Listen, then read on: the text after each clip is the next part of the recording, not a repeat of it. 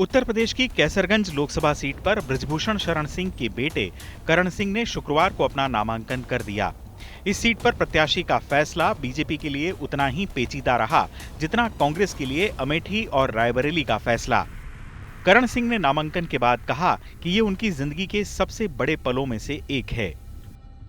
बहुत बढ़िया महसूस करें, मेरे जीवन का सबसे बड़ा पल है और मैं कैसरगंज को सारी जनता को सबको धन्यवाद करता हूँ और निवेदन करता हूँ कि जब मैं बीच में आऊँगा तो मुझे उतना अपने पिताजी जैसा प्यार और आशीर्वाद जनता से मिलेगा। ठीक है भैया, चलें।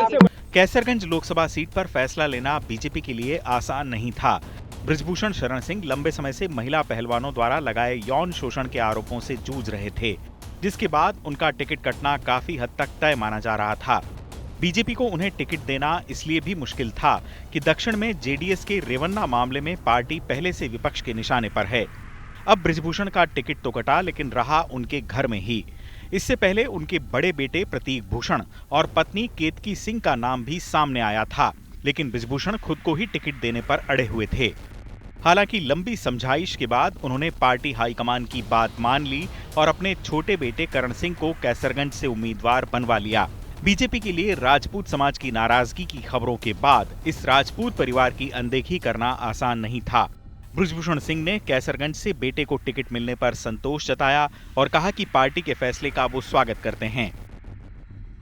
हालांकि ऐसा नहीं लगता कि बृजभूषण पार्टी के इस फैसले से बहुत खुश हों। उनसे पश्चिमी उत्तर प्रदेश में राजपूतों की बीजेपी से नाराजगी का सवाल भी किया गया।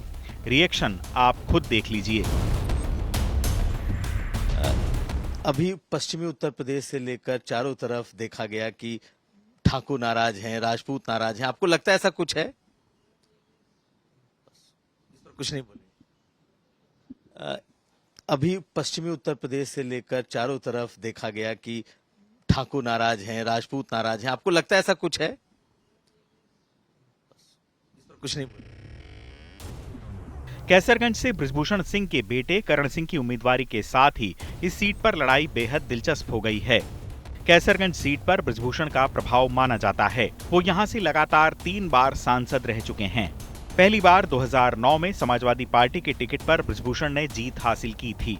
इसके बाद 2014 से वो बीजेपी में शामिल हुए। तब से लगातार 2 बार बीजेपी के टिकट पर चुनाव जीतकर सांसद बन चुके हैं। समाजवादी पार्टी कैसरगंज में बीजेपी के फैसले का इंतजार कर रही थी। अब 20 मई को होने वाले इस चुनाव के लिए एसपी ने ब्राह्मण चेहरे पर दांव खेला है। अखिलेश यादव ने कैसरगंज से भगत राम मिश्रा को उम्मीदवार बनाया है। कैसरगंज सीट पर बहुजन समाज पार्टी ने भी ब्राह्मण कार्ड ही चला है। बीएसपी ने यहां नरेंद्र पांडे को टिकट दिया है, जिसके बाद अब इस सीट पर मुकाबला त्रिकोणीय हो गया है। भगत राम मिश्रा ने भी शुक्रवार को ही अपना नामांकन दाखिल किया। नामांकन के बाद मिश्रा ने कहा कि यहाँ कुश्ती नहीं बल्कि लोकतंत्र की लड़ाई है। किसी को जात में, संविधान में जातिगत दायरे में मत बांटिए। ब्राह्मण का कौन किसका कौन वोट है ये नहीं, पूरे जनपद में, पूरे देश में आज की तारीख में पूरी जनता त्रस्त है। ब्राह्मण, ठाकुर, क्षत्रिय जितने सभी, उसमें कोई जात नहीं है। पूरी जनता त्रस्त है, जात पर मत लाइए। तो क्या ये मानते हैं कि केवल उनके भय से, डर से? नहीं, किसी नहीं, इस देश में संविधान के तहत बाकी किसी का कोई भर नहीं। उसकी मैं इस बात का वादा करता हूँ कि इस देश में संवैधानिक दायरे में किसी भी भय का जो इस जनपद में, या आप लोग मानते होंगे, मैं नहीं मानता कोई भय है और हमको जनता कहीं भयभीत दिखाई पड़ती है, लेकिन अगर भय होगा तो उसको संवैधानिक दायरे में हमारी पार्टी। बृजभूषण शरण सिंह के खिलाफ यौन शोषण मामले में केस अभी लंबित है। जिन पहलवानों ने आरोप लगाए वो सभी हरियाणा के हैं, जहां अभी वोटिंग पेंडिंग है। ऐसे में बीजेपी के लिए बृजभूषण को टिकट देना आसान काम नहीं था।